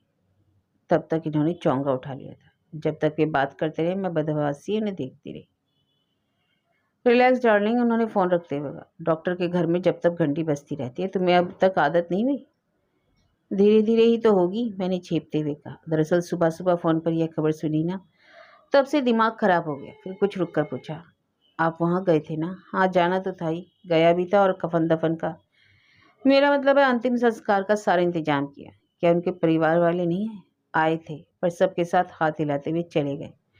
बॉडी कोई गांव नहीं ले जाना चाहता था, और फिर यही सब करना पड़ा। चलिए, अच्छा ही हुआ, इस घर से दाना पानी बंधा था उनका, आखिर तक निभ गया, यही खुशी है। और फिर कुछ क्षण रुककर बड़े साहस के साथ मैंने कहा, सुनिए, मुझे उनके बारे में कुछ बताएंगे? इस बार उन्होंने आंखें नहीं तरेरी, ना गुर्राए, बल्कि शांत स्वर में बोले, क्या जानना चाहती? यही कि वे कौन थी, कहाँ से आई, इस घर में उनका वजूद क्या था? ऐसा कोई लंबा चौड़ा इतिहास नहीं है। रमा के भतीजों की आया थी, रमा की बीमारी में यहाँ आई थी। खासियत बस यही थी कि जब तक मेरे ससुर जीवित रहे उसकी तनख्वाह उस घर से ही आती रही। ऐसा क्यों? इसलिए कि उस समय फुल टाइम आया रखने की मेरी हैसियत नहीं थी। हम लोग यानी मैं और अम्मा उसके लिए इतने उत्सुक नहीं थे, बस किसी तरह एडजस्ट ही कर रहे थे। पर रमा असुविधाओं में जीने की आदी नहीं थी, इसलिए उसके पिताजी को दया आ गई। पर उनकी यह दया, यह मेहरबानी हमें बहुत महंगी पड़ी। क्यों? अपने ही घर में हम जैसे किसी के आश्रित हो गए। उसकी उपस्थिति हमें एक हीन बोध से भर देती थी। वह भी हमें हिकारत से देखती थी। मेरा तो फिर भी थोड़ा लिहाज करती थी, पर अम्मा, अम्मा को तो उसने कभी मालकिन का दर्जा ही नहीं दिया। बेचारी अम्मा, वे तो नौकरानी की नौकरानी बन गई। वे दीदा के लिए चाय बनाती, नाश्ता देती, रोटियां सेकती, और दीदा नाक मुंह सिकुड़कर खाती और अपने साहब को कोसती कि बेबी को उन्होंने किस कुएं में पटक दिया। क्या वे लोग बहुत अमीर हैं? अमीर थे। रमा के डैडी की शेयरिंग प्रैक्टिस थी, बहुत कुशल सर्जन थे। अपनी उंगलियों के कमाल से उन्होंने वैभव का साम्राज्य खड़ा कर दिया, लेकिन उस साम्राज्य का योग्य उत्तराधिकारी उन्हें नहीं मिला। बेटा उनका डॉक्टर नहीं बन सका। शायद इसलिए उन्होंने रमा के लिए मेरा चुनाव किया था। सोचा होगा, यह गरीब घर का बिना बाप का लड़का आसानी से काबू में आ जाएगा, और मेरे पास अपना अलग साम्राज्य बनाने की कबूत थी। जो सोचा था वह मैंने करके भी दिखा दिया। पर देखने के लिए रमा न रही, ना उसके डैडी। उन्होंने तो बस मेरे संघर्ष का दौर ही देखा। उन्हें, मेरा मतलब पारुल की मम्मी को क्या हो गया था? दूसरी प्रेगनेंसी के दौरान छोटा सा एक्सीडेंट हो गया था। डॉक्टर ने अबॉर्शन की सलाह दी, वह भी करवा लिया, पर पता ही नहीं क्या कॉम्प्लिकेशंस हो गए। हालत बिगड़ती ही चली गई। कार में डालकर मुंबई भी ले गए, पर कुछ फायदा नहीं हुआ। 15वें दिन उसका शव को लेकर ही लौटना पड़ा। उन्हीं दिनों दीदा इस घर में आई थी। हम लोग तो उन दिनों रमा को लेकर परेशान थे। घर में बस अम्मा थी और वह थी, पर एक नफरत का बीज कब पड़ गया पता ही नहीं चला। एक खाई सी थी दोनों के बीच, जो बढ़ती ही चली गई। रमा जब तक रही तब तक तो सब कुछ दबा ढका रहा, पर उसकी मृत्यु के बाद दोनों का परस्पर तिरस्कार और घृणा जैसे मुखर हो गए। बहुत कठिन दिन थे वे। मैं रमा के वियोग से आहत था। प्रैक्टिस की कशमकश जारी थी और इधर घर पर जैसे जंग छिड़ी हुई थी। मैं परेशान हाल घर लौटता तो यहाँ अदालत शुरू हो जाती। मैं बच्ची का ढंग से पता भी नहीं कर पाता। इन्हीं दोनों की चिक-चिक मेरा दिमाग चाट जाती। दोस्त, रिश्तेदार, साथी, डॉक्टर रोज़ सलाह देते कि शादी कर लो, बच्ची बड़ी हो जाएगी तो फिर मुसीबत हो जाएगी। वह फिर आसानी से नई माँ को स्वीकार नहीं कर पाएगी। अम्मा भी इसरार करती, पर मेरी हिम्मत ही ना पड़ती। घर में तीसरा मोर्चा खोलने की मेरी ताकत नहीं थी। 5 साल तक घर में यह नाटक चलता रहा और हम माँ बेटे बच्ची को बर्बाद होते देखते रहे। अत्यधिक लाड़ प्यार ने उसे जिद्दी और बिगड़ैल बना दिया। उसमें गलत संस्कार पड़ रहे थे। वह दादी को तो किसी गिनती में नहीं लाती थी, बस थोड़ा बहुत मुझसे डरती थी। उसे डराना मुझे अच्छा नहीं लगता था, पर सोचता कि किसी का तो खौफ हो, नहीं तो लड़की हाथ से निकल जाएगी। फिर धीरे धीरे सब कुछ मेरी सहन शक्ति से बाहर होता चला गया। मैं समझ गया कि इस घर में उन दो औरतों का साथ रहना मुश्किल है। किसी एक को तो जाना ही पड़ेगा, और जाहिर था मैं अपनी माँ को तो कहीं भेज नहीं सकता था। तो इसलिए दीदा को निकाल बाहर किया? नहीं, इतनी बेदर्दी से नहीं निकाला, पर यूँ कहो कि इत्तेफाक से मुझे एक कारण मिल गया। उन दिनों दीदा बहुत खांसने लगी थी। अम्मा ने कई बार बताया कि उसकी खांसी के मारे वे रात भर सो नहीं पाती, पर मैं इसे भी शिकायत का एक पैतरा समझकर टाल गया। पर ज़्यादा दिन तक अम्मा को अनसुना न कर सका। मुझे भी दीदा की खांसी सुनाई देने लगी। उस समय तो हम छोटे से घर में थे, तब आज जैसा बड़ा बंगला नहीं था। खांसने की आवाज़ कहाँ तक छिपती। मैरी ने एक बार दीदा को खून थूकते हुए भी देखा, जिसे वह पान की पीक बताती रही। फिर मुझे चिंता हुई। बड़ी मुश्किल से निक्की का वास्ता देकर उसे डॉक्टरी जांच के लिए राजी किया, और इन्वेस्टिगेशन के बाद मेरा शक सच निकला। उसे टीबी हो गई थी। लेकिन टीबी तो कोई लाइलाज बीमारी नहीं। लेकिन बीमारी तो है ना, और इलाज भी करना पड़ता है। एक बार पता चल जाने के बाद क्या उसे घर में निक्की के पास रखा जा सकता था? मैंने उसे यहाँ टीबी अस्पताल में भर्ती करवा दिया। 2 ढाई साल बाद वह ठीक हो गई, पर मैं उसे वापस घर नहीं लाया, उसके गाँव ही भेज दिया। पर वह जहाँ कहीं भी रही, मैं उसे बराबर पैसे भेजता रहा। आज उसकी अंतिम किस्त भी मैंने दे दी। इतनी देर से मैं पेट के बल लेटकर कहानियों पर सिर टिकाए उनकी बातें सुन रही थी। दीदा की कहानी का पटाक्षेप होते ही मैंने एक निश्वास भरा और करवट बदलकर लेट गई। मन बेहद उदास हो आया था, परंतु इस समय जिस अनजान अनदेखी वृद्धा के प्रति मन में करुणा उमड़ रही थी, वह दीदा नहीं, पारुल की दादी थी। बेचारी बेटे की शादी के कैसे कैसे अरमान संजोए बैठे होंगे, पर मिला क्या दुख, निराशा, अपमान। रजनी जी, उसके बाद की कहानी नहीं सुनोगी? मैंने एकदम पलट कर देखा। इसके बाद मतलब? यह तो निक्की की आया की कहानी थी। निक्की की कहानी तो सुनो। वह मुझे मालूम है। दीदा की चली गई तो मामा के यहाँ भेज दिया। वहाँ मामी की पैनी जबान ने उसका जीना मुश्किल कर दिया। वहाँ से लौटी तो करकश बुआ के पल्ले पड़ गई। फिर उनसे भी नहीं संभली तो हॉस्टल में पटक दिए। यही ना? तुम्हें तो 4 लाइनों में सारा इतिहास समेट कर रख दिया, पर जानती हो, इसे जीने के लिए मुझे 8 लंबे साल लग गए, और मैं उतना दुष्ट भी नहीं जितना तुम मुझे साबित करना चाहती हो। मैंने अपनी ओर से तो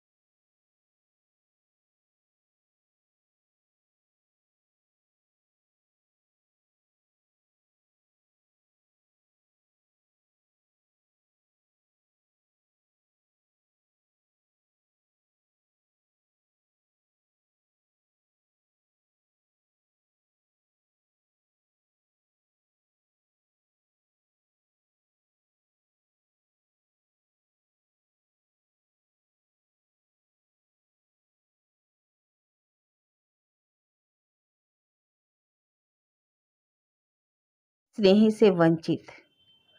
लाड़ दुलार के लिए तरसती 10-12 साल की निक्की आसानी से उनके हाथ आ गई। वह दिन भर उनसे चिपटी रहती। दीदी देखती और सुलग उठती। अम्मा देखती, मन महसूस कर रह जाती। आखिर एक दिन अम्मा ने मुझसे कह दिया, बेटा, इन बूढ़ी आंखों में अब चौकीदारी करने की ताकत नहीं। तू अपनी लड़की को सर्वनाश से बचाना चाहता है तो हॉस्टल में डाल दे, नहीं तो मैं सुख से मर भी नहीं पाऊंगा। अम्मा ने जीवन भर इतना सहा था कि मैं उनके दुखों का बोझ और बढ़ाना नहीं चाहता था, इसलिए वही किया जो अम्मा ने चाहा। बच्ची के कल्याण का दूसरा कोई रास्ता भी नहीं था, पर पता नहीं कहाँ क्या गलत हो गया। जिसके लिए सारी उठापटक करता रहा वही मुझसे रूठ गई। मैं तरस कर रह जाता हूँ, पर वह मुझसे बात नहीं करती है। करती भी है तो उसकी जबान पर जैसे कांटे उगाते हैं। लहूलुहान कर देती है वह मुझे।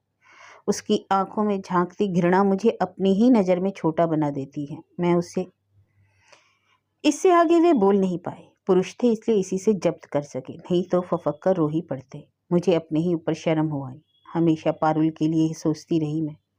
मेरी बगल में लेटा हुआ व्यक्ति यह भी तो बिल्कुल अकेला है। इसे भी तो अपनों ने ही छला है। किसी ने स्नेह का, संवेदना का स्पर्श नहीं दिया, केवल समस्याएं ही तो दी हैं। आपकी भूल क्या थी बताऊं?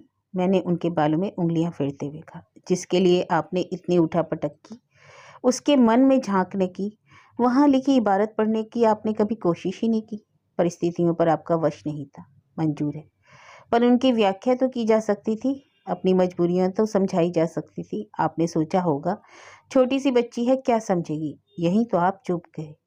बच्चे बहुत समझदार होते हैं। शत्रु मित्र की पहचान वे फौरन कर लेते हैं। उनके संवेदनशील मस्तिष्क पर हर बात का जल्दी और गहरा असर होता है, इसलिए उनके राग द्वेष भी स्थायी होते हैं। पर मेरे पास उस समय इतना सोचने समझने की फुर्सत ही कहाँ थी। मैं तो अपने अस्तित्व की लड़ाई लड़ने में ही व्यस्त था। इसलिए तो यह मोर्चा हार गए। मैंने उस गंभीर प्रसंग को हल्के फुल्के ढंग से समाप्त कर दिया ताकि वातावरण में तनाव कुछ कम हो, और हुआ भी। थोड़ी ही देर में इनकी नाक बजने लगी, लेकिन मैं सुबह तक आंख नहीं झपका सकी। मैं कमरे में बैठकर बुनाई कर रही थी। वह दंदनाती हुई सामने आकर खड़ी हो गई। मुझे बुलाया था? हाँ, तुम्हारे मामा के यहाँ से मनी ऑर्डर आया है और राहुल की चिट्ठी भी। चिट्ठी? चिट्ठी किस खुशी में? दरअसल हुआ यह कि राखी पर तो मैं चूक गई, पर मैंने तुम्हारे मामा जी को भाई दूज का टीका जरूर भेज दिया था। उसी पत्र में बच्चों के नाम तुम्हारा टीका भी भेज दिया था।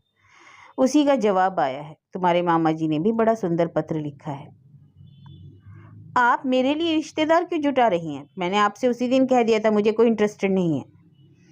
उस दिन की बात और थी पारुल। वे प्रसाद अंकल के बच्चे थे। उसे तुम रिश्ता जोड़ना कह सकती हो, पर ये तुम्हारे अपने भाई हैं, तुम्हारे मामा के लड़के हैं। नहीं, ना तो मेरा कोई मामा है ना भाई। आप ये चिट्ठी और रुपये अपने पास ही रखिए। कम ऑन पारुल, इतना गुस्सा नहीं करते। अच्छा 5 मिनट जरा बैठो, मुझे तुमसे कुछ बात करनी है। इस तरह तनकर खड़ी हो जाती हो तो मुझे टेंशन हो जाती है। अनिच्छा से ही सही वह पलंग की पाटी पर बैठ गई, जैसे किसी भी क्षण उठकर चली जाएगी। अच्छा यह बताओ, तुम्हारा यह गुस्सा असल में किस पर है? मुझ पर या अपने भाइयों पर? अगर भाइयों पर है तो उन्हें माफ़ कर दो। अरे बचपन में तो सभी भाई बहन लड़ते झगड़ते हैं, सगे हों तब तो और भी ज़्यादा। मेरी माँ कहती थी कि बचपन में जिनमें लड़ाई होती है, बड़े होकर वे भी एक दूसरे पर जान छिड़कते हैं। तो बेटे, बचपन की बातें इतने दिनों तक थोड़े ही याद रखते हैं, सब भूल जाते हैं। देखो तुम्हारे भाई भी भूल गए, तुम भी उन्हें माफ़ कर दो। और अगर तुम मुझसे नाराज हो पारुल, तो विश्वास करो मैंने जानबूझकर तुम्हें चोट नहीं पहुंचाई। मेरा इरादा तुम्हारा जी दुखाने का नहीं था। दरअसल मैं तुम्हें उस जगह कभी ना भेजती पारुल, पर मुझे उस मरनासन औरत की इच्छा का मान रखना पड़ा। फांसी पर चढ़ने वाले की भी अंतिम इच्छा पूछी जाती है, उसका सम्मान किया जाता है। फिर तो ये तुम्हारी दीदा थी। आप आप कहना क्या चाहती हैं? यही कि दीदा ने तुम्हें एक बार देखना चाहता। तुम उन्हें कितना याद करती हो, उससे कहीं ज़्यादा वे तुम्हें याद करती थी। तुम्हारे पास तो फिर भी एक दुनिया थी, स्कूल की, कॉलेज की, पुस्तकों की, सिनेमा की, सहेलियों की, लेकिन उनके पास तुम्हारी यादों के सिवा क्या था? इसलिए उनकी इच्छा का मान तो रखना ही था। इतना हक तो उनका बनता था। उनके प्यार का कर्ज था तुम पर, उसे तो चुकाना ही था। सबको अपने हिस्से का कर्ज खुद ही उतारना पड़ता है। तुम्हें पाल पोसकर दीदा ने इस घर पर जो उपकार किया था, पापा बराबर उसका हिसाब चुकाते रहे हैं। अंतिम संस्कार तक उन्होंने अपना यह कौल निभाया है। अंतिम संस्कार किसका? यही कहने के लिए तो मैंने तुम्हें यहाँ बुलाया था। चिट्ठी तो कोई भी तुम्हारे कमरे में दिया था, पर यह खबर तो मुझे ही देनी थी ना। पारुल, दीदा नहीं रही। उसका सिरहाना मैंने साफ देखा। अच्छा हुआ जो तुम लोग उस दिन अस्पताल हो आए। तुम्हें देखने की बड़ी साध थी उन्हें, नहीं जाती तो मन में पछतावा रह जाता। वह पलंग की पार्टी पर बैठी थी, धीरे से मेरे पास सरक आई। मम्मी, मुझे क्या फिर वहां जाना पड़ेगा? मैंने देखा उसके होठ कांप रहे थे और चेहरे पर भय पुता हुआ था। मृत्यु से साक्षात्कार करने का हौसला कितनों के पास होता है। फिर यह तो लाख दिलेर सही, थी तो नन्ही सी लड़की ही। उसके बदहवास चेहरे को देखकर मुझे प्यार हो आया। उसका चेहरा अपनी हथेलियों में थाम कर मैंने कहा, नहीं बेटे, तुम वहां क्यों जाओगी? प्रसाद अंकल ने कल पूछा भी था, पर मैंने साफ मना कर दिया। बच्चे कहीं ऐसी जगह जाते हैं? थैंक यू मम्मी, उसने कहा और धीरे से अपने को छिड़ा लिया। थोड़ी देर तक दीवार की ओर ताकते हुए चुपचाप बैठी रही, फिर सहमी सी आवाज में बोली, उस दिन उन्हें अस्पताल में देखकर मेरा मन कैसा तो हो गया था। वे बाहों में भरकर मुझे प्यार कर रही थी और मैं भागने के लिए छटपटा रही थी। वे मेरी बलाई ले रही थी तो मन ही मन उन्हें कोस रही थी। उन्हें ये सब पता तो नहीं चला होगा ना? उसका स्वर इतना करुण था कि सांत्वना देना जरूरी हो गया। उसकी पीठ पर हाथ फेरते हुए मैंने कहा, नहीं बेटे, उन्हें कुछ पता नहीं चला होगा, क्योंकि जो प्यार करते हैं वे आंखें मूंद कर प्यार करते हैं। अपनों की गलतियां देखने वाली नजर ही उनके पास नहीं होती। सच मम्मी, उसने कहा और मेरी गोद में दुबक गई।